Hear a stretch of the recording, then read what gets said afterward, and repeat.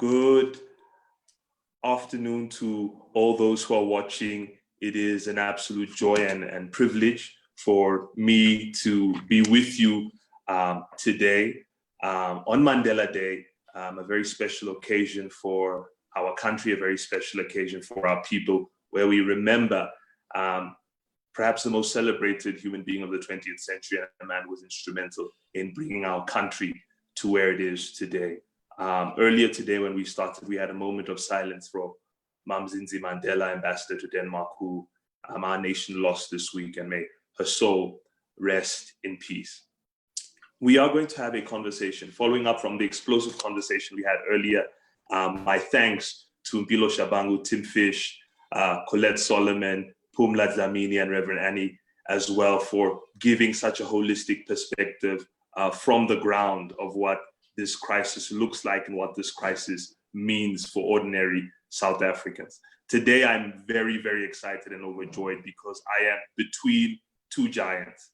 And I was remarking earlier that I hope I don't get hit in between the two of them. I'm joined by Justice Albie Sachs, the legendary intellect of the bench, and before that, the amazing freedom fighter and anti-apartheid activist, a man who has authored so many books. And I'll mention just one of them, We the People, the activist judge, a brilliant book as well, one of my personal favorites. And also we have Naidoo, who is an amazing human being, a man whose humility remarks and will leave a mark on you, a former cabinet minister, founding SG of COSATU, and a terrific activist. And these two really giants of our country, men who have contributed and colored the history of our nation tremendously, are going to be in conversation with me around COVID, around justice, and also around Mandela's legacy. And both of these men knew him personally and in different ways. And my hope is that from the conversation we had earlier, it will inspire, it will engage. I know I'm speaking to active citizens,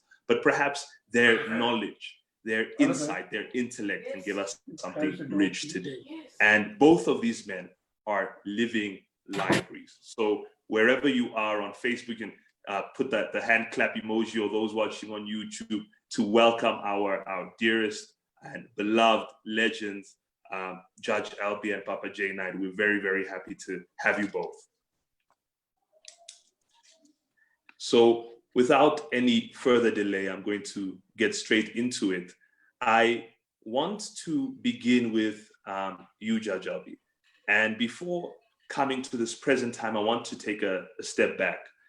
In the 1980s, if my history is correct, I'm not sure of the year, Oliver Tambo gets you involved with Professor Kade Ashmal on writing an ANC Bill of Rights. And in that Bill of Rights, you include socioeconomic rights. And Tim Fish, who answered the first part of our initial conversation, immediately went on the socioeconomics right part, and COVID-19 has brought it to the forefront of our country. I want to ask, at that time, what did you understand by socioeconomic rights? What was your thinking as activists in exile that included these in the Bill of Rights, and how did you envision them realized? Okay, let me start with Oliver Tambo. He's the genius behind our whole constitutional order in South Africa. What he was saying to us is the regime, the Boer, whatever term was used at the time, they want group rights. They want Zulus representing Zulus, Afrikaners. We would have had 3 presidents, Mandela on Monday and de Klerk on Tuesday, and Buthelezi on Wednesday, group rights. And he said, nothing doing, that's not the way to go. We are all human beings. We're all entitled to be protected. We don't want people chucked out of their homes, forced into the sea, denied the vote, locked up, banned, and so on. But not because they are black or white or minority, but because they're human beings. So that's why we want a Bill of Rights. The Bill of Rights must be the cornerstone of our new democracy, not group rights, not this coming together and having vetoes and protecting the white minority, which is what they were looking after. We want a Bill of Rights protecting everybody as human beings, universal suffrage. So that made the Bill of Rights central in our vision and thinking, to get rid of group rights. But our comrades were worried, this Bill of Rights. Some said it's a Bill of Whites, not a Bill of Rights. Because what the Bill of Rights will do, we'll get the vote, we will have majority in Parliament, and we can't do a damn thing because the Bill of Rights will protect property, protect the status quo, freeze the existing completely unjust situation in South Africa with whites by law owning 87% of the land, not just in practice because they're richer, by law. The surface area was reserved by law for white people, 87%. And you could go run through every different aspect of public life by law, by law, by law. So they said a Bill of Rights then protects the status quo. And our answer, it wasn't just Carter and myself, we had to write it. We'd had a discussion with Zora Skwiya, Ted Pakani, George Jobatwana, all on the ANC Constitutional Committee. We were the scribes. And we said, no, a Bill of Rights isn't just giving you the right to vote, that's important. It isn't just giving you freedom of speech, that's important. It isn't just giving you rights to conscience, of course that's important. It isn't just giving you the right not to be dispossessed from your home and your car taken away by the government because they want, of course those things are important, but it's rights for the people. It's rights for women who are oppressed on grounds of gender. It's rights for farm workers that go beyond the gate for their dignity to be protected, people going down into the mines, their dignity to be protected, but it's more than that. It's the right to education, the right to health, the right to housing, the right to water, to food, to social security. These are all fundamental rights. And it was a heavy battle. In the British legal tradition, those were things left purely for Parliament. There was no idea of fundamental rights. And we had to change that kind of thinking, that there are certain basic fundamental rights people have, but that whole tradition that we'd inherited as lawyers in South Africa was to say rights are about freedom of speech and the vote and civil and political rights. Rights have nothing to do with social economic things. They are not fundamental rights. And we had to change that mindset. And we had to say to the people, when we want a Bill of Rights in our new constitutional order, the right to education is as important as the right to vote. The right to health is as important as the right to speak. It's not the one's important, the other's unimportant, the one dominates the other. We want them both. The way we used to say at the time is, we don't want freedom without bread. We don't want bread without freedom. We want freedom and we want bread. And I might say, when I went to a place in the United States where women went on strike for the first time, it was a knitting mill in Massachusetts, and the women they were striking for bread and roses. So I said, we want freedom, we want bread, and we want roses. Roses is that the soul of people. It's not just for things. Yes. It was the soul of people, freedom, bread, and roses. So that was the kind of vision that we had all the way through. And it was a very hard battle. In the interim constitution, the social and economic rights are not there. Because at that stage, we're negotiating at Kempton Park, and there was strong opposition to social and economic rights. But when we got to the final stage of writing in the Constitutional Assembly now, democratically elected, people coming from overwhelmingly the working class, people who'd been in jail, who'd known hunger, who'd known exclusion from schools and education, who'd known what it was to have to carry water on your head and drink putrid water from the pools and so on. These people, the majority in Parliament now, insisted on social and economic rights. And I know Jay, working with the Reconstruction Development Program, was very involved in precisely those issues. So that was our whole approach. These are not favors that are being done by wealthy people to help poor people. There's nothing wrong with that. It's good that people who've got more than they need share something of what they've got. I'm all for that. I don't dismiss that, but that's not enough.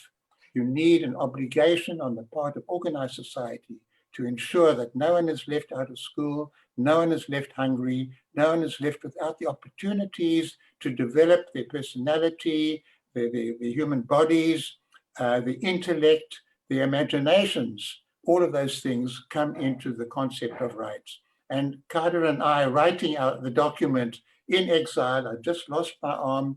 I'm writing with my left. I'm learning to write with my left. I couldn't use a computer then. we put down social and economic rights. This is in late 1988, to be fundamental to the new vision of the new South Africa we had in mind.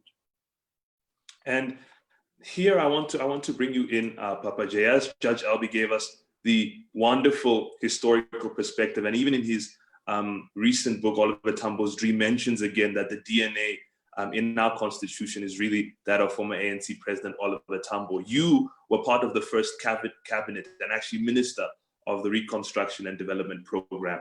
Could you perhaps tell us at the time, what was some of your thinking when looking at how to make these socioeconomic rights come into fruition for the ordinary South African? And then would you fast forward and tell us now, looking at the state of our nation today, how well you think that has taken place?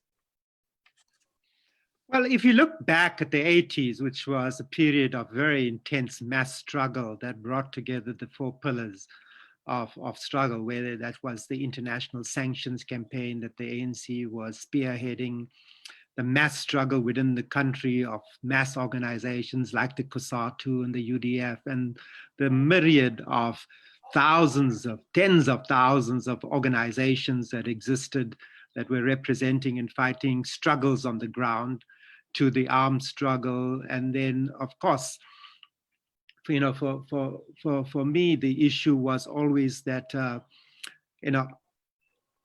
I was convinced that it was going to be people who freed our country. That people would, at some point in time, like in every liberation struggle, stand up and say, we have had enough. And the struggle of the trade union movement was particularly important because the apartheid regime was extremely repressive, and they could close down townships, they occupied schools, they created havoc in our communities. But it wasn't that easy to do that in the economy, at the point of production. You couldn't disrupt that economy, which was the basis of what apartheid was, because you had the form, which was, a discrimination based on prejudice, but also based on the fact that, the white minority wanted a cheap labor system. So the core and content of apartheid was the exploitation of Black people.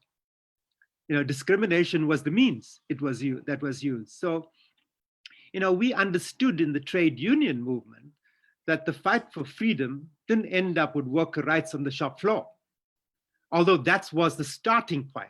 I can remember my first organizing in the late 70s outside a factory, writing a very militant pamphlet on socialism and the dictatorship of the proletariat. And, I was surprised that no one was wanting to take my pamphlet. And secondly, when they did take it, they threw it away. And then one day, an old trade unionist who from the 50s, came, part of Solly Sachs's generation, said, "Sonny boy, come walk with me." And he said, "You know what? No one understands what you write in your pamphlet, but you look very disciplined. You're here at 3:30 in the morning to catch a 4 o'clock shift, and you're here at 10 o'clock at night to catch the last shift, But, you're standing outside the factory gate here. Anyone who talks to you will get victimized inside. And so, but you're not talking about what issues the workers are facing, abuse of power, racism, unfair dismissals, low wages, pregnant women being fired. Start with that, and don't even spend time outside this factory gate.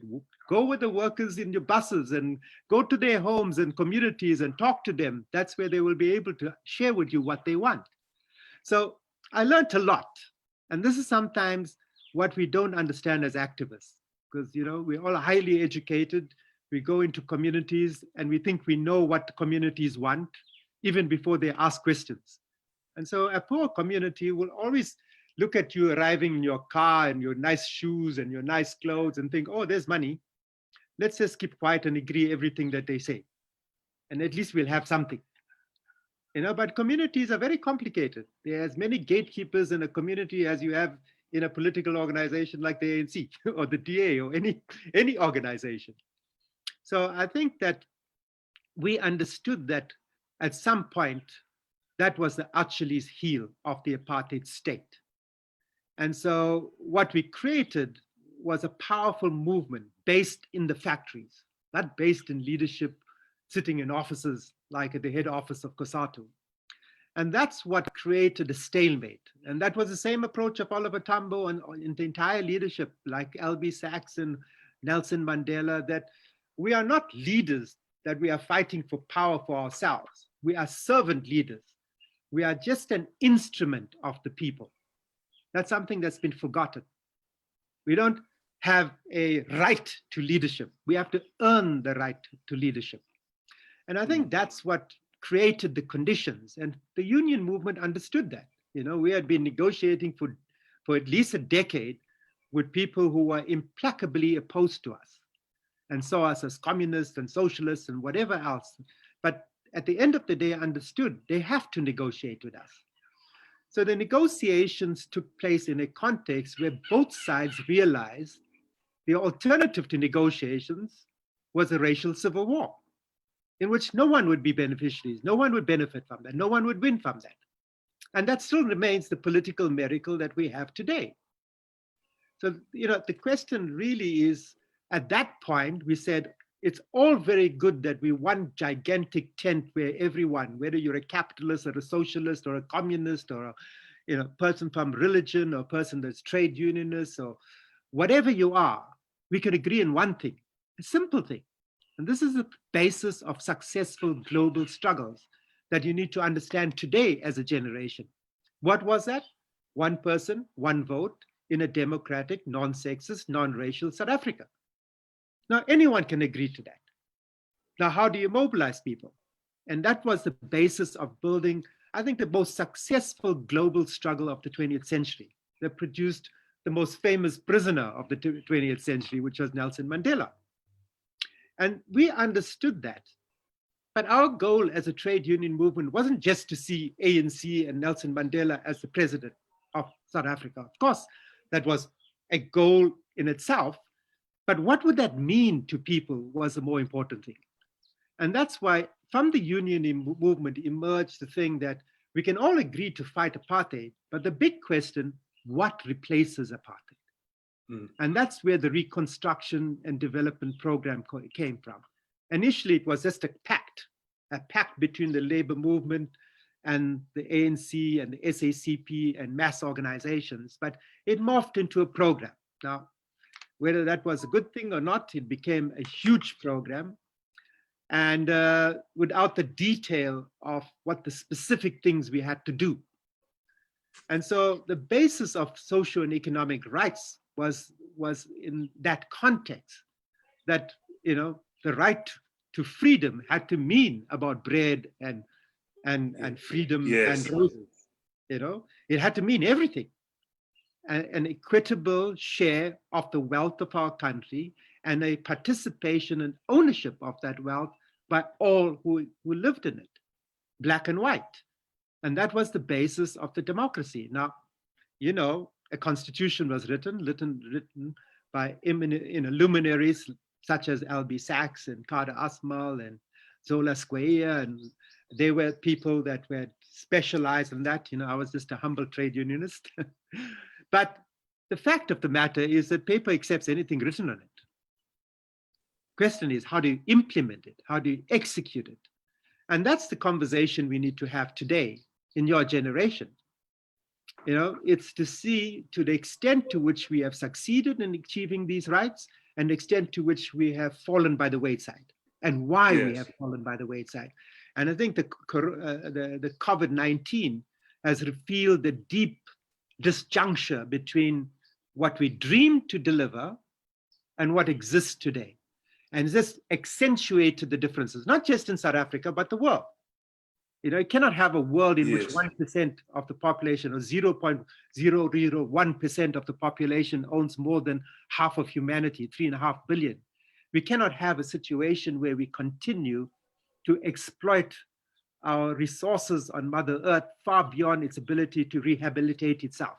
We are endangering the future generations' right to this freedom of clean air, of a soil that is not poison, of oceans that don't have plastic, full of plastic rather than fish. So we are facing a situation where the coronavirus has brought these things to an abrupt conjuncture. And it's presenting us an opportunity. Either we continue a trajectory of what is the old normal that will see probably the extinction of the human species, because we're now going through our 6th extinction of all life on this planet. So don't think we're immune from it. And all the science is telling us that if we do not change our ways in the next few years, by 2030, it's game over. Then we cannot stop climate change. And the inevitability it's catastrophe, an apocalypse. Or we continue in a trajectory where we just see accumulation of material wealth as the goal of life, of success. Whereas what Mandela tried to teach us, and that's the benefit that being in a prison for 27 years, and particularly most of that in a cell, 12 feet by 8 feet, he had to go within himself. Otherwise he would have gone insane. And part of that generation of why they remain such great authorities and remain that for all of their life, not fought for freedom and then believing that at some point I didn't fight to be poor. So how do they sustain that trajectory for the whole of their lives? There was internal peace, a strong foundation from which what they spoke in word or in deed or in action was a reflection of their inner peace and their commitment to serve humanity and to ensure that we build a humanity based on peace, on happiness, on joy, on fulfillment, on human well-being, and on building harmony between races, between people of different sexual orientations, between men and women, between different cultures, between different religions, between different languages. It was the social cohesion that ultimately we should see the blessing of us being born here and see our human experience is to evolve us to be better human beings who are in touch with our inner peace, but also living in harmony with everything that exists outside ourselves as individuals. And that's what I see Mandela representing. Yes, and we will get to speaking about that, Madiba, in a moment. And something that Papa Jay said, which I see people commenting a lot on social media, is he said, paper will accept whatever is written on it. And he spoke about the implementation. And of course, he was speaking from the angle of one who was a part of the executive and a part of the labor movement. Now I want to get back to you, Judge Albie. You found yourself in a position now, 1994, where you are appointed by your comrade, by your leader, friend, Nelson Mandela, to sit on a newly founded constitutional court. And you find yourself adjudicating cases dealing with the very socioeconomic rights that you as an activist fought for. How did you go by adjudicating these kind of cases? And you can speak to yourself and maybe also the atmosphere on the bench at large. How did you go about adjudicating these cases, knowing that these deal with the livelihoods of people, their work, their jobs, poverty, healthcare, the very essence of our daily lives? How do you adjudicate such weighty issues, particularly from your angle as an activist and then at that time a judge?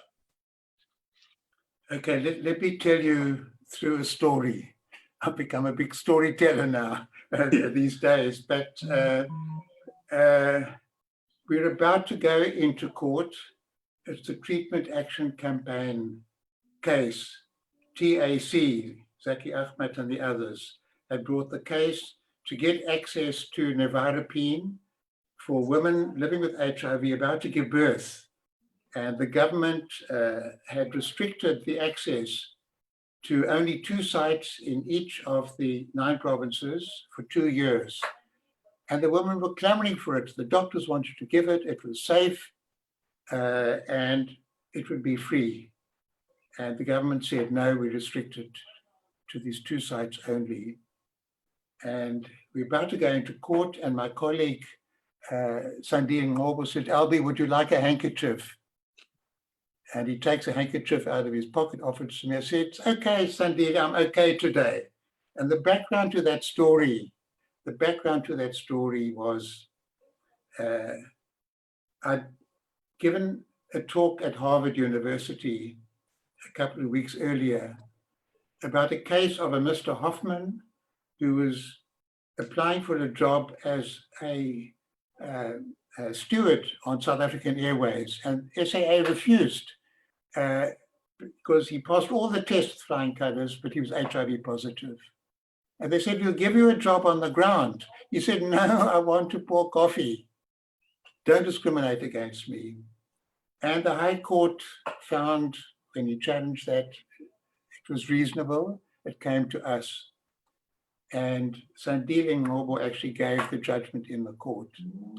And he said to discriminate against a person because they are HIV positive is a profound form of exclusion, and it's giving you to prejudice because it's not based on scientific fact. The virus is not transmitted through pouring coffee, just through prejudice. And we, as a court, must uphold the fundamental rights and dignity of everybody. Now, sitting in the court at that time were people with T-shirts saying HIV positive, men, women, young, old, black, brown, white. It was like the nation. And after he'd pronounced in a very, very beautiful judgment, we filed out of the court. There's dead silence, and cheering began, cheering in the court. And I started crying. I'm now in the corridor at the back. I'm crying not just because of the weight of the pandemic. I'm crying because the Constitution is there. It's meaningful, and I'm a judge, and I can do something to protect fundamental rights in a way that I'd never even imagined when Carter and I were writing. So now we're going TAC case, and somebody had written to Sandile and said, Sandile, I see you made Judge Albie cry. So now he's offering me his handkerchief, because we know the TAC case, people are sitting in the court with their T-shirts, HIV positive, men, women, young, old, black, white, brown, the nation. I say, I'm okay, I'm ready today, Sandile. We go in. Arthur Chaskelson reads the decision of the court. We knew it was very important because the president himself had been supporting a denialist position on the virus. So it had to be a very carefully crafted decision. And he said, in effect, in reading out a précis of the decision, that the Council for the Ministry of Health are saying judges don't prescribe drugs. That's left to the Ministry of Health. And if you don't like us, you can chuck us out of the next elections. It's not a fundamental right to decide these things. And he said, no, the Constitution says everybody has the right of access to adequate medical treatment. And the state must take progressively reasonable measures to achieve that right within its available resources. It's not reasonable to restrict the access when the scientists tell us it's okay, the women want it, it's to protect the women, it's to protect the children. Very, very calm, very, very quiet. We go into the court, there's dead silence, we file out of the court, the cheering starts again, and I cried again.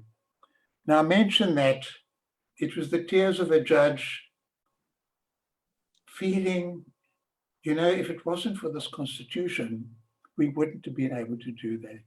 And that's an important story because the impact of that decision was that we now have the biggest antiretroviral program in the world in South Africa. But we have that because the TAC was organized on the ground in the communities. It wasn't just a few doctors with their white jackets and so on speaking, a few political activists. It was organized on the ground. And so when people are organized on the ground, they can give meaning to the text in the Constitution. And even when it came to writing, it wasn't just dreams, it was dreams. Dreams are great, we need dreams. We need to look ahead, we need the soulfulness, we need the inwardness. But that text came from struggle. It came through overcoming lots of taboos, reactionary formalist ideas, lots of very negative traditions, and creating new revolutionary transformative traditions. And so my view generally is the text of the Constitution, which was written to express the dreams of an activist nation, the text will become meaningful when the nation is activist. It's not a choice between a beautiful text and a terrible reality. It's the people on the ground using the text in an organized way, an appropriate way, to give meaning to what's in there. So it's important. The text also gives you both the goals and the dreams and the mechanisms, the right to organize, the right to speak your mind, the rights of workers to fair labor practices, all sorts of rights to be invoked that enable you to get the more just society that Jay was speaking about. And I thank you so much for that, Judge Albie. I think in his response, you hear from within him the activist coming through. And here, I think it leads directly into the substance of what I wanted our conversation to be about today in terms of having you, Papa Jay, on as well. He mentioned a very key case, the TAC case. And that case was a terrific example of a we the people moment, where the Constitution is envisioned to be driven by people. You had activists in Zaki Ahmed and others who were on the ground, and their mobilization of people on the ground, culminating in public litigation, actually brought that through. And something you often speak about whenever speaking to people of my generation is how in the social media era, where we're able to connect, it seems that we aren't able to mobilize as effectively as you did in the apartheid days. To quote one of the older activists who I often engage with, she says it seems almost as if after 1994, civil society went to sleep. And in the TAC case, we see the power of what happens when activists, civil society comes together to actually make real, to manifest what the Constitution makes possible. How do we mobilize? How do we organize? And I did mention your book, Change, where you speak much about that. But in this period of COVID, where we are locked down or quarantined, how do we move the people to make the Constitution real? Well, we got to understand, Mike, that, we're in a different context. In the context that Albie's generation lived and I continued as a trade union leader and activist, the idea was mass movements, organizations, almost hierarchical organizations, democratic, but hierarchical. In a sense that, a trade union movement, you get your mandates from workers. I remember my first lesson is that you never go and meet the employers on your own. You always have to have your shop stewards there. And when you have a meeting with the employers, you've got to go and report back. So there are certain principles that are really important in how you build movements. But I think those movements have been really important in the fights for political liberation, in the fight for rights, workers' rights, gender rights, rights to health, rights to education. But things have changed. The world has changed. Yeah. In a sense, the technological progress we have made has changed the way we live, the way we work, the way we communicate, the way we organize ourselves. Now, is there good about it? Yes. Is there bad about it? Yes. Is it good about hierarchical organizations? Yes. Because it was very structured. It was very orientated towards a goal. Everyone followed the direction of the leader. The leader hopefully got the goal from a discussion from a grassroots level up. But look at organizations today in the world. There's rarely an organization today that hasn't become almost authoritarian, no matter what cause they believe in, that hasn't become bureaucratic. And so we have this notion that organizations must last forever, which is a stupid notion going against the very nature of everything that exists in this world. Everything is born, everything has a life it lives, and everything will die at one point, and something else must replace it. So it's a natural process. I am going to die. I know that from the time I'm born, I will die one day. The question is how I'm going to use that period between being born and dying in a way that is most productive for my own growth and for the growth of humanity and my establishing my true purpose. That's the goal of life. Everything, even the entire cosmos, at some point, the sun will die, maybe in a trillion years, but at some point there will be an end, a beginning, a middle, and an end. So when we think about organizing, there are certain fundamental principles, which are, first of all, being able to listen, very carefully to people and listen not with the head. A lot of activists today listen with the head. I've got to answer even if you haven't asked the question. I've got this this little USB key, you know, and I got the answer, and I can give you 150 characters, I can give you the answer, which is, you know, not very useful. You know, you can have knowledge of very many different things, but it's like 1 centimeter deep. So you've got to be able to focus on what is it that you would like to change in your life. And the first place to start is change yourself, you know. So why do you want to do this? You know, why do you want to become involved as an activist? Why do you want to mobilize people? You know, it's a lot of people today are mobilizing people for very different reasons. It's how to build the power base, how to win votes, how to get into a position of power, how to sell you something.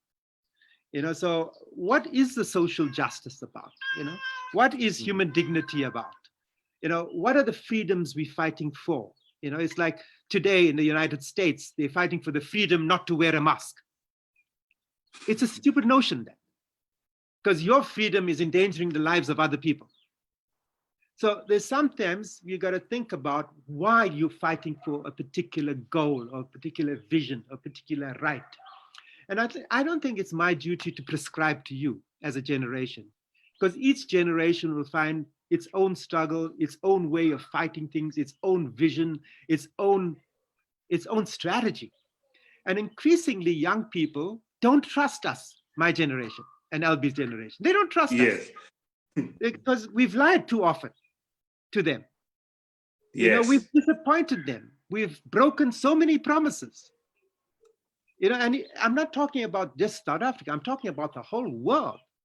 You know, what have we contributed as a generation to a world where we may live longer? But during the HIV crisis that Albie talked about, when I had a meeting with a focus group, you know, when I asked that question, if you know that if you have unprotected sex, there's a 1 in 2 chances of you getting HIV. You know what the answer was, Mike? Why should we care? Wow. You know, why should we care? What do we have? You know, you have a job, you have a house, you have a family, you have a car. What do I have in life to think about?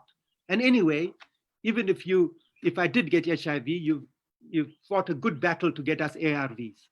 That's the cynicism that we have to face in this COVID crisis, because there is despair. There is people that are given up hope. So if you take Africa as an example, you know, the social and economic consequences of this, which sub-Saharan Africa is an epicenter of deep hunger, even though, Mike, you know, we have 60% of the remaining cultivatable arable land in the world. We could feed the world. Yes. The big obstacle to that, which should be a big struggle of your generation, is women who produce 90% of our food in the continent, and which provide 60% of the employment in our continent, say they don't have money to buy seeds, to build their seed banks. They don't have legal title to land. They don't have a little money to create irrigation or to create some storage facility. They don't have access to the market to get a fair price because men, it's called middlemen, take all the profit of what they produce. So what is the struggle? Because the consequence of COVID is we have less buying power. Many people are living in the informal sector. There's not much support to people in the informal sector from governments anywhere in the world. And yet the informal sector supports the majority of people. So when people that are really in poor communities buy mealie meal, they don't buy 2.5 kgs, they buy a cup from some dealer in their neighborhood.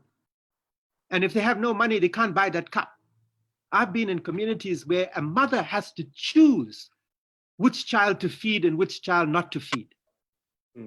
Now, that is a much bigger challenge than the challenges we face together with Albie.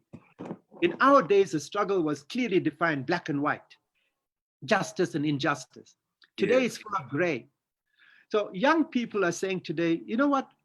We don't believe in your organizations. In fact, even in South Africa, they're saying in our lifetime, where we were died for the right to vote, they're saying, I'm not even bothering to register to vote. Yeah. We have to ask ourselves the question, why? And not just sit on our laurels and to really genuinely have that conversation. So young people today are saying, we believe in cause. So we'll use social media to mobilize around a cause. Yes. Which we believe in, but we're not going to become a member of some organization. So what are the organizing tactics of that? And I'm saying there's not right or wrong. It's just we evolve to different ways of how we will organize, but organize and mobilize you have to. And young people have been doing that. The whole, revolution in North Africa for democracy, for bread, and for, freedom was based on social media. So how do you use social media? Because social media is neutral. It can be used, like we've seen, by very powerful forces to manipulate elections, like we saw in the US and Europe and many developed countries, or it can be used in a way to spread the real values of what constitutes the basic values of our humanity. How should we live? And that's the challenge of your generation, Mike. And as an elder like Albie, we are fully behind you, to support that, because the future is too long away from us. You have to be leaders of today, not tomorrow. And the role that we can use is our experience of the good, the bad, and the ugly to help share that with y'all, but not tell y'all what to do or what not to do. And I think that's my view on this matter of organizing. And thank you for that, Papa J, so much. I was hearing the phenon come through, each generation must out of relative obscurity discover its mission, fulfill it or betray it. And those words from Frantz Fanon are very relevant to our generation too. And when speaking on the despair, you spoke of something that many mentioned even in our preceding panel, that people have to choose between staying alive by protecting themselves from getting COVID or dying of hunger. And when choices like that are imposed upon the people, despair comes naturally. And also that Papa J echoing what Colette Solomon spoke of about, the women farm workers who produce the majority of our food, who during this period are left, vulnerable. But something that Papa J spoke on and that he speaks on so beautifully is the mistrust, that this generation has for the older ones, and how we struggle to deal with the legacies of the Albie Sachses and the Naidoo's. And today, from the two perspectives of these two giants, I want us to talk a little bit about Mandela's legacy. And I'll start with you, Papa J, before going to Judge Albie. How do we as a generation take back Mandela as the image of activism? Why I'm saying this is because the image of Mandela that is portrayed is the statue at Sandton City, is this Mandela that has somewhat been captured by capital. How do we leverage on having this icon as a son of our land, as the founder of our nation, and using his principles and positions as an energizing force for activism today?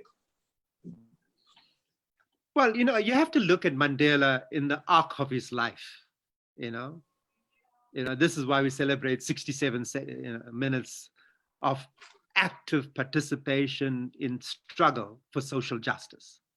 And we have to look at that arc of his life commitment and tremendous sacrifice that he made for his nation. Personal sacrifice, sacrifices, that, everyone knows very well about. But, in terms of his life, what was the goal of his generation? It was a struggle for political liberation. And I think as a generation, he delivered very well on that commitment. Now, it's very easy for people to say, why did we have to negotiate? There were so many compromises in the negotiations. We sold out. And that's a comment that often comes. And so we have to deal with this issue because that's how people perceive it in a sense that in the negotiation process, we sold out. Now, if you look at it, what was the demand? And Albie talked about it earlier. What was the demand that we had? One person, one vote in a democratic, non-sexist, non-racial South Africa. What was the the demand from the other side of the table: group rights, the protection of minority rights, the protection of white privilege. So at the end of the day, we managed to persuade people, and by the continuation of the mass struggle, even during negotiations, that to rise above their constituencies and say, what is it we are as human beings entitled to? It couldn't be anything other than one person, one vote. You couldn't, because of the color of your skin, be one person, two votes. It just didn't make sense. And so what we were able to do is persuade the other side to go back to their constituency, which was full of fear, and convince their constituency that it's absolutely right, actually, that every person should be entitled to a vote, and one vote, in a unitary democratic South Africa. So a constitution that gets crafted on that, with a commitment to address the legacy of injustice of the past, and creating the type of framework, legal framework, within which we would have the rights to do that, whether not just the legal framework, but the policy framework, the institutional framework, the structures of government. Now, that was the mandate of the Mandela generation. Create a safe place in a constitutional framework within which we have to address the issues that gave rise to the freedom struggle. Now, if we haven't done that to its full effect, do we blame Mandela or do we blame ourselves? And this is the conversation we got to make. There's nothing stopping land reform in this country except ourselves. Yes. The Constitution empowers the state to be able to take land reform forward. But as citizens, both black and white, we got to feel it inside ourselves to feel that we cannot leave 87% of the land in the hands of one racial group. That we should have a commitment to share what we have. And I think that's what didn't happen. So the Constitution remained with all the power within it to address the legacy. But did we have the leadership and the commitment, not just at the top of government, but in business, in citizens, in the churches, in the faith-based organizations, amongst the communities, to say, how do we create the type of society that this Constitution portrays as our vision? And that was not Mandela's job, it was our job. And so any failure to do that should be, it's on our watch. And so I think that, if one has to go forward, there's nothing that takes away the fact that Mandela remains the most famous fighter for social, for social justice, for human dignity, for the rights of women, for the rights, human rights in the world in the 20th century. And so you should claim him as part of your leadership, just like anyone else will claim him. So, it's like technology we just had a discussion on. If powerful vested interests, which is a small minority of incredibly wealthy people in the world, hijack technology in order to drive their agenda, who do you blame? Do you blame them? It's the same conversation we have in Africa. We say the Chinese have an agenda, and the Indians have an agenda, and the French have an agenda, and the US has an agenda. Absolutely true. Anyone who comes into Africa has an agenda. We will be naive not to believe that. Question is, what is our African agenda? Are we here to serve the African population, a country that produces a third of the wealth of natural resources and mineral resources in the world? Or are we saying that, no, we're going to give it away? Just like we are giving our land away to countries that have destroyed their own soils. So the question is, there are always competing agendas. And we always will have a negotiation. And your negotiation is based on what power you bring to the table and what you stand for. But no negotiation succeeds unless there is a degree of people on both sides saying, well, I haven't given up everything. but I've given up what is important, and I still can walk away with some dignity. At the end of every war, that is the situation. Every conflict, even if you're in your family, between yourself and your wife, you can't go away from a conflict and an argument saying, oh, she finally understood what I mean, and she understood that I'm right. There's no right or wrong. It's just like establishing what are the common ground, what are the basic values, and how can I walk away from this without feeling I've been pushed into a corner. And so that is the situation we have to think about in activism. It ends all the time in a negotiation at an individual level, family level, community level, national level, international level.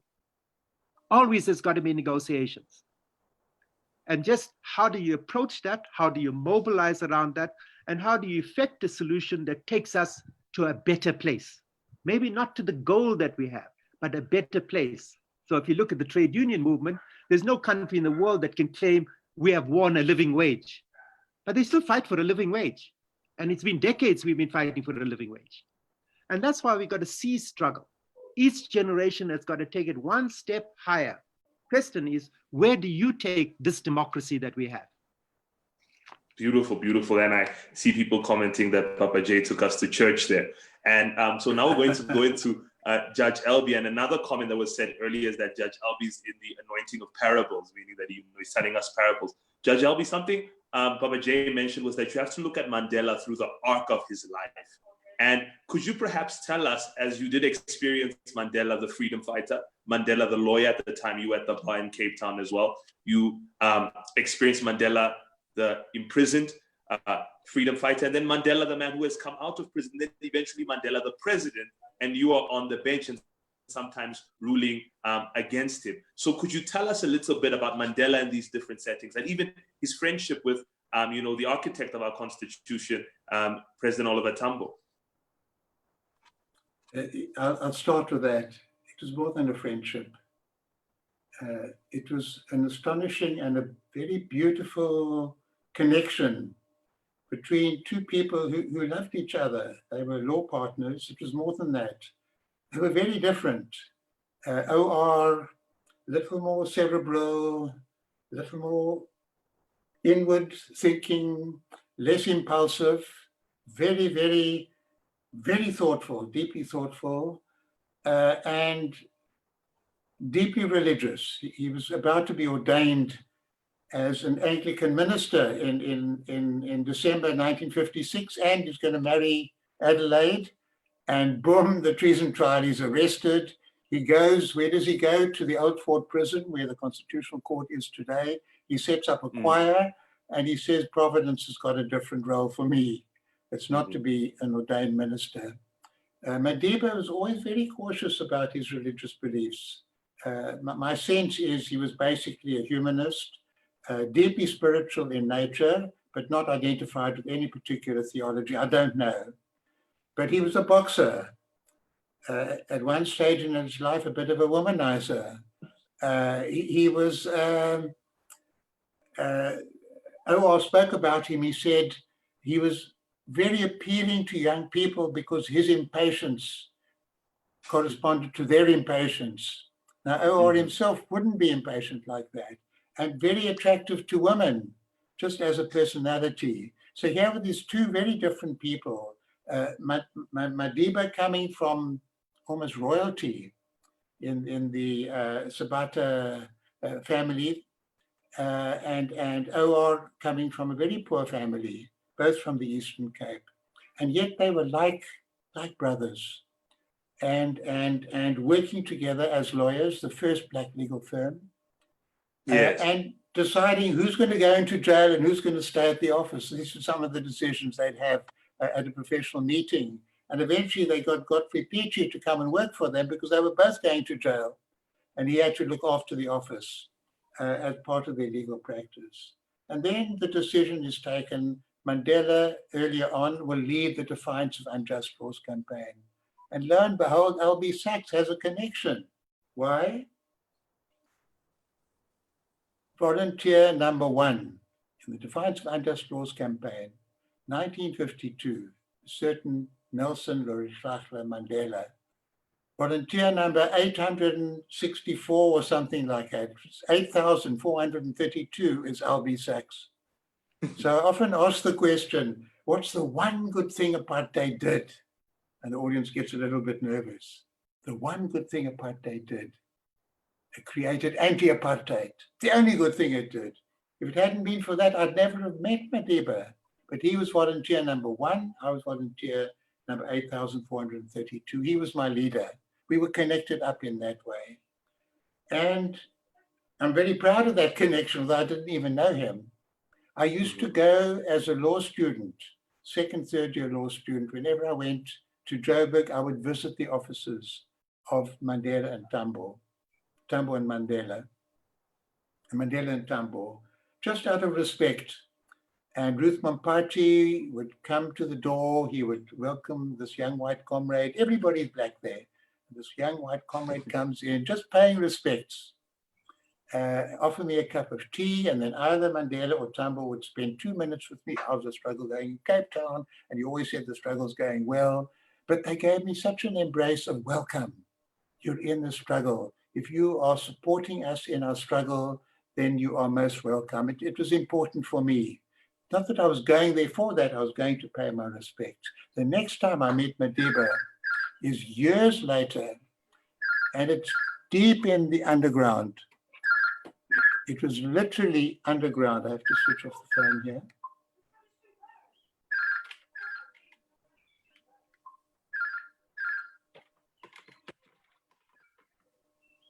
Sorry. Literally in the underground, in a house in Joburg. You had to go down some wooden stairs into a cellar. And there were about 20 of us there. We all under banning orders. If we caught, it's years and decades in jail. And we see this figure coming down the steps, very nicely polished shoes, long figure, and eventually it's Mandela. And we all tense. And he's got a huge smile. He was cavalier. He didn't care. There was something so robust and dramatic about him. And he said a few words to us. He disappeared. We went on with our business. And that was the Mandela we remember. For me, it's so saddening. We speak about erasing Black people from history. Black people are erasing our Black leaders from history. They've almost erased Chief Albert Luthuli. Yeah. They've almost erased Oliver Tambo. It's not just Mandela. Almost erased Nelson Mandela. We haven't erased Archbishop Desmond Tutu yet, but sure enough, he'll be erased. Somehow we've got these 4 great leaders not just for South Africa, of the world. Now it's Black people in South Africa on a civilizing mission to that big white world out there, only interested in money, power, career, bragging, domination, saying there's another spirit, Ubuntu, humanity, dignity, and a lack of retaliation and grabbing and so on. Now, those are the qualities and spirits that anybody needs, of any age and any generation. And those are the things that are important. And we need to also appreciate their resilience and their ability to look at the long term and the ability to choose your battles. That's one thing I often want to offer to young people. Choose your battles. Don't try and fight everything all the time, everywhere, nonstop. You just get exhausted and you give up, you collapse. Choose your battles. Choose your allies. Choose your moments. When it came to making the Constitution, we had to choose our battles. At Kempton Park, the regime had the guns, control, legal power. We had the people. We had the world on our side. We had justice. But we didn't have the control of the administration of the country.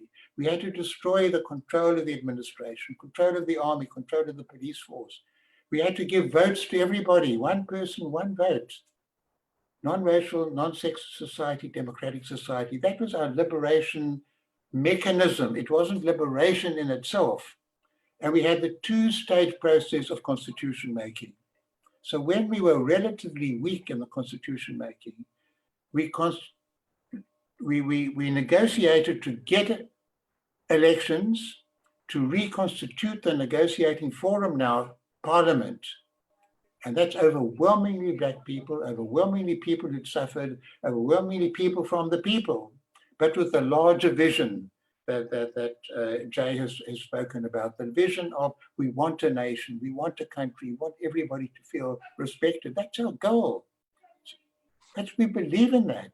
We believe it's possible for human beings of different backgrounds, cultures, races to live together as equals. We mustn't let go of that ideal. Another very important element at that stage is the world was suffering from severe bouts of Afro-pessimism. Democracy is not for Africa. Yeah, it's a just cause, apartheid is terrible, but when blacks rule South Africa, everything will collapse. And we'll have to call back the whites, and we have to call back American Britain to save the country. It was so important that transition from racial autocracy to democracy proceed relatively peacefully. There wouldn't be chaos, that Black people can be in government and govern better than the white people had governed. And we had to stabilize the economy. We inherited a bankrupt nation, totally bankrupt. We had to create new institutions. We had all these different armies. We had to create one army. We had 16 different departments of education. We had to bring them together in one cohesive thing, and you could go through every other different section.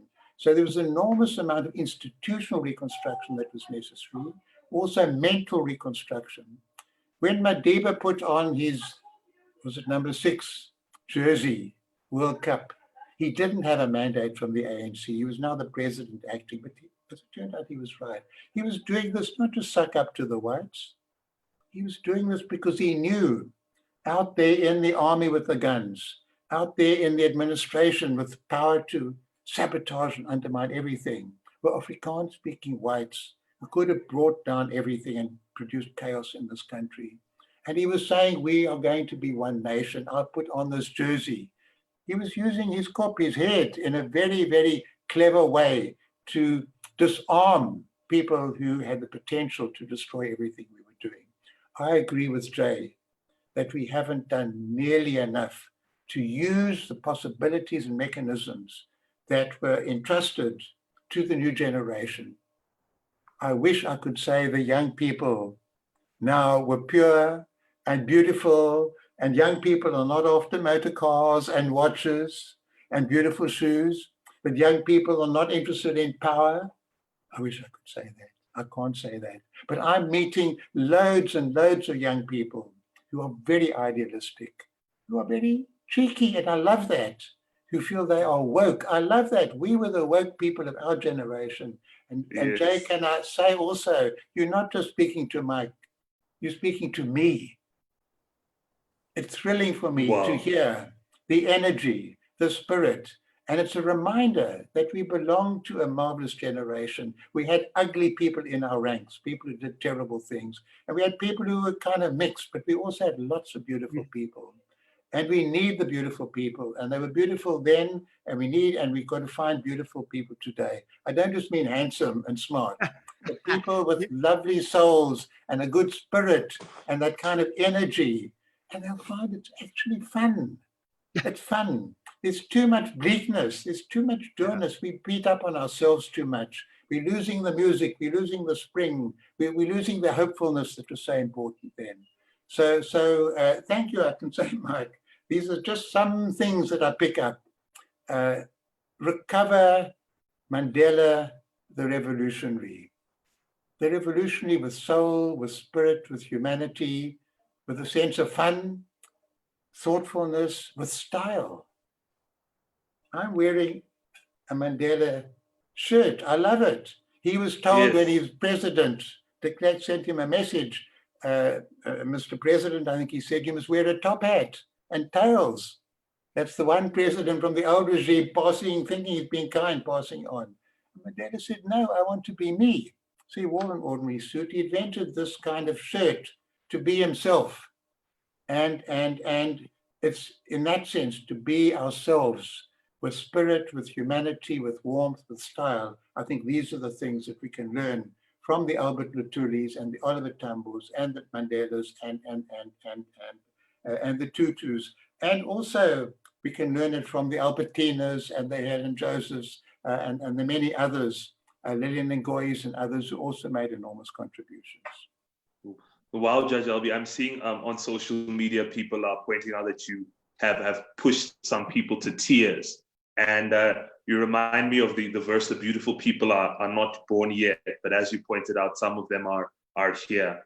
And just to conclude, I know people are saying, please don't end, but we do have to keep to our time. I want to go to you, Jay. Something that Judge Albie mentioned in his remarks was about Tambo and Mandela and their Africanness.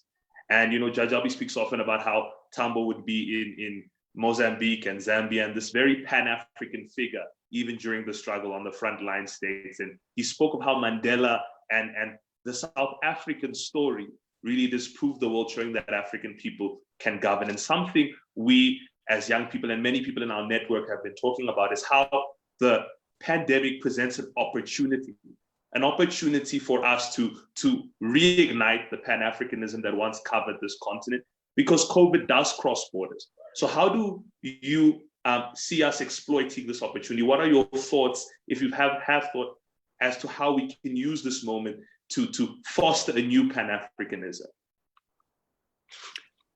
I think, Mike, that the goal is bigger than just Africa. We have to reimagine, rethink, reinvent the world we want to live in.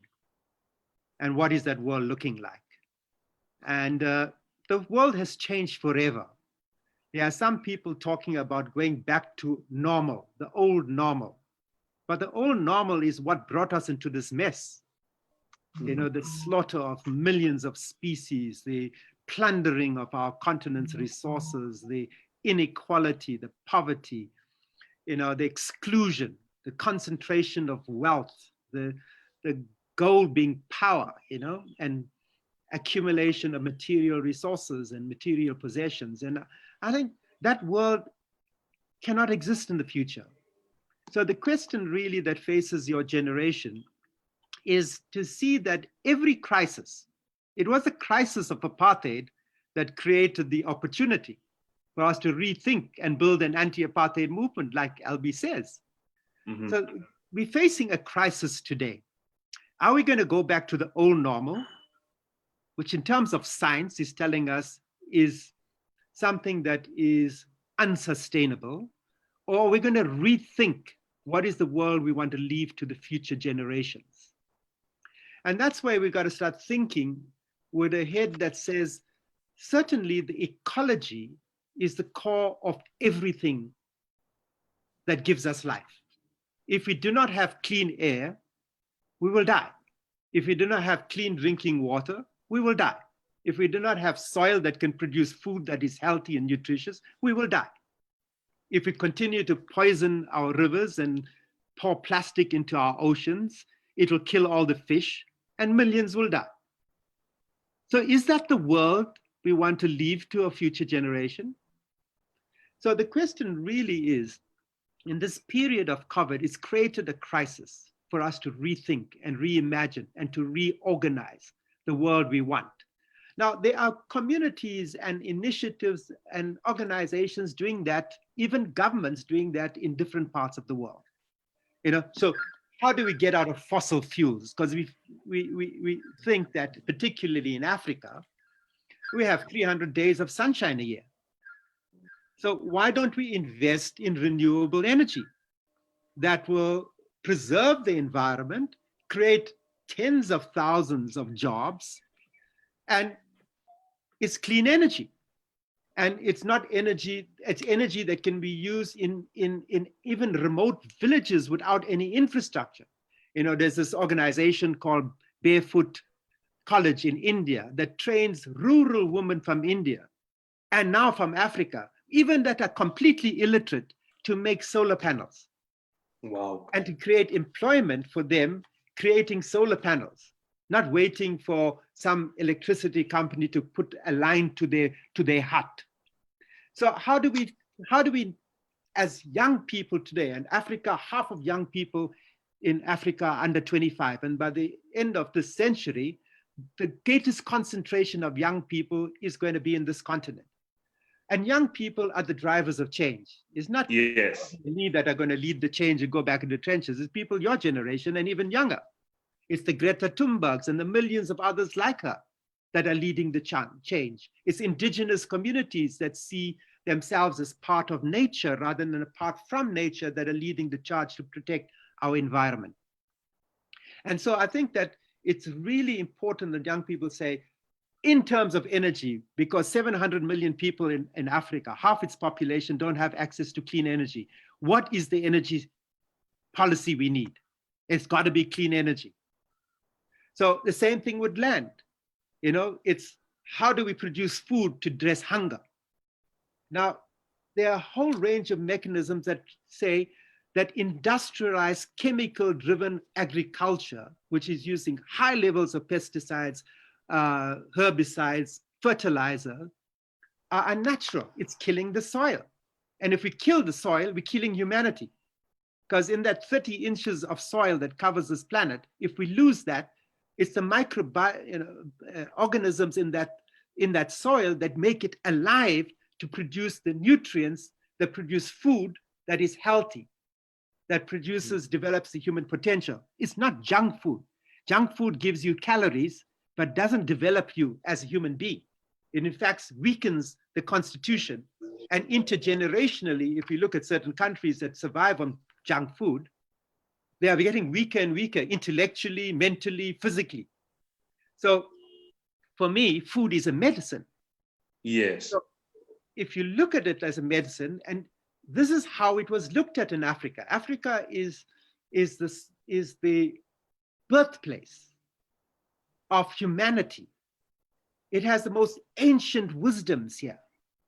But because of 500 years of living under the shadow of colonialism and apartheid and racism and economic exploitation, we've thrown away things that are incredibly valuable to us.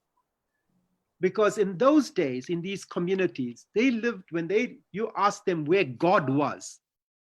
They didn't look in the sky to an old white man with a flowing beard and blue eyes. They said, God lives in the forest. God is the spirit of the desert. God is the spirit of the forests. God is the spirit of the land.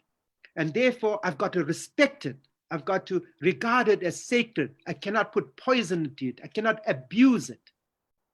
So sometimes, even from a faith point of view, if you go back into the real scriptures of all major religions and look at whether Jesus Christ or Buddha or Krishna or Muhammad, all of them were revolutionaries. Like Albie says, look at Mandela through the lens of a true revolutionary who wanted to transform how we see ourselves as human beings. That we don't have dominion over everything. We are part of nature, not part from nature. And our basis of our relationship with everything around us is humanity. It's forgiveness, it's reconciliation, it's respect, it's honesty, it's integrity, it's generosity. If we start to see life like that, then it's not like who's on the treadmill to be the richest person. The richest person is the most unhappy people. You look at these people that have wealth, they're really unhappy and they're unhealthy and they're usually heavily into drugs or heavily into alcohol. Real happiness is when you go within yourself and you know who you are. Beyond the iconic status, your fame, your position, who am I? Beyond my gender. And when you come back, you see that beyond the body and the mind and your emotions and your energy, you're just something that is immortal, that you are, that the creator and creation are within you. And that our job of evolution from a single organism and cell to this complex technology that we are today is not to evolve in a way that our technological success and progress destroys the very world that we have. And if you do not know who you really are, and that spiritual dimension of who you are, and the need to evolve the way to live more consciously, you will become self-destructive. And so if you realize that within you, is the entire knowledge of everything that exists in this cosmos. Everything. And that the first place to start is to know who you are and be content with who you are and see your true purpose beyond this body, which we discard every 50 or 60 or 70 or 80 years, and go Make it into 90. place. Albie said 90. The 90s, yes. Some people are more fortunate than others, Albie. But, you know, at the end of the day, that immortal peace, that flame within you is pure. It's in service of humanity. It's in service of something bigger than what we are as human beings. And that's what Mandela represents to me. He made me want to be a better human being, not by having more things, but by being better inside myself. So when I saw someone hungry, or saw someone being abused, or saw some injustice, I would take a stand against it. And that's the true purpose of life. And if we do not understand that, we have not understood Mandela, we have not understood what it means to be human, and we've not understand who we are. So that's my challenge to you as a generation. You know, Papa J, I did tell you this before. You always bring our discussions to a spiritual place. And I can see many people just talking about the beauty of what you've said. And just to tie it in with Judge Albie giving our closing remarks for the conversation, you write extensively, I think it's in The Alchemy of Life and Law, Strange Alchemy of Life and Law, of how human dignity is the central aspect of our constitution. And it is value number one, this idea of being human. And as Papa J mentioned, it's beyond being Black, being African, being male or being female, it's being human. And how in this moment, from your wisdom, can we leverage on things like the Constitution, leverage on the strength of each other to move forward and create a more inclusive reality where the dignity of all people is cherished and celebrated? You begin at the end and you end at the beginning.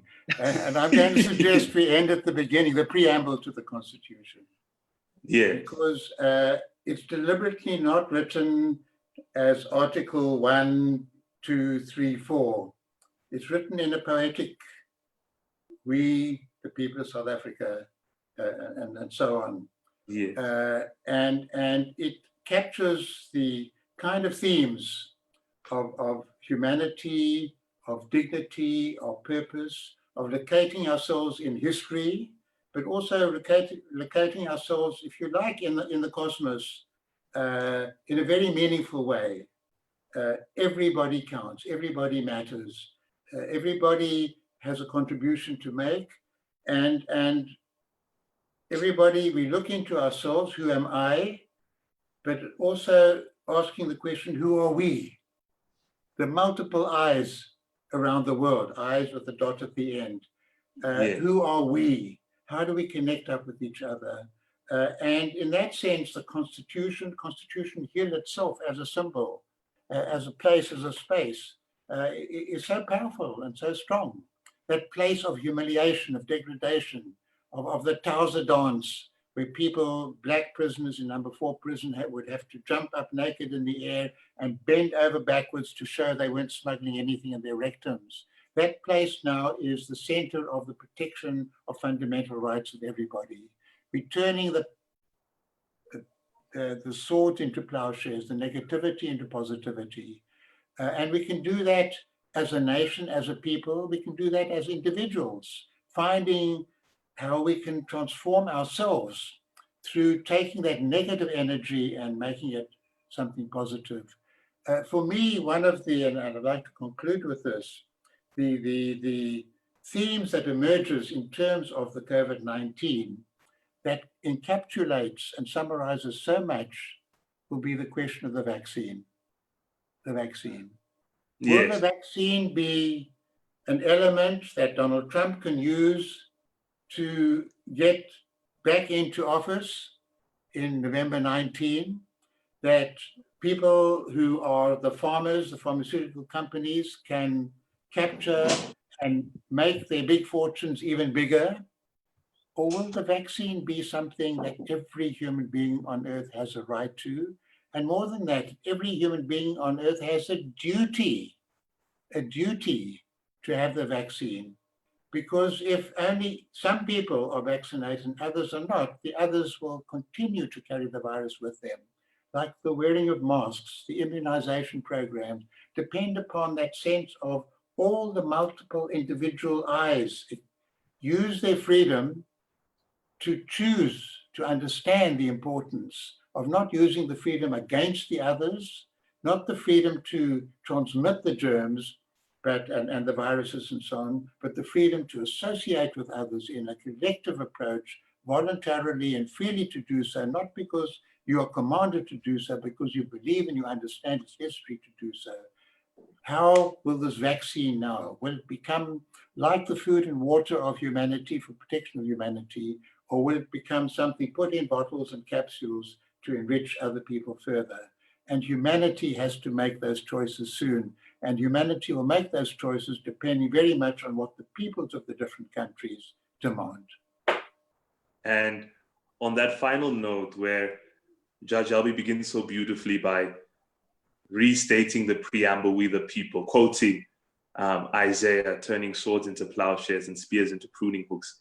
He then sets our comments on fire with a fantastic analysis of the vaccine, showing that his years on the bench have certainly not faded his tremendous political insight. And I'm so grateful to both Judge Albie Sachs and Justice Albie Sachs and Papa J. Naidoo for your presence here today. I have spoken with two giants and survived, so I'm very grateful for that. I want to thank as well our awesome partners, Constitution Hill. We've been able to use their social media platform for the last 2 weeks, raising serious conversations about our country, about the way forward, about the COVID crisis, but also, I hope, giving you an opportunity to believe, to see, and to be inspired. And beyond all else, I leave today with a sense of hope. And I hope all of those watching on Facebook, YouTube, and those who watch after also leave with a sense of hope. And much has been said. So all I would add is that ours really is to manifest that dream. You know, Judge Albie quoted from Isaiah, I'll quote from Joel, and he says, where youth will see visions and old men will dream dreams. And my hope is that the dreams of our fathers will be things that we will be able to realize. And indeed, our reality will echo the prayer and the anthem, Nkosi Sikeleli, Africa. God bless Africa. Thank you for watching. Thank you for participating. And let's keep on pushing forward. We the people. Much love and much grace.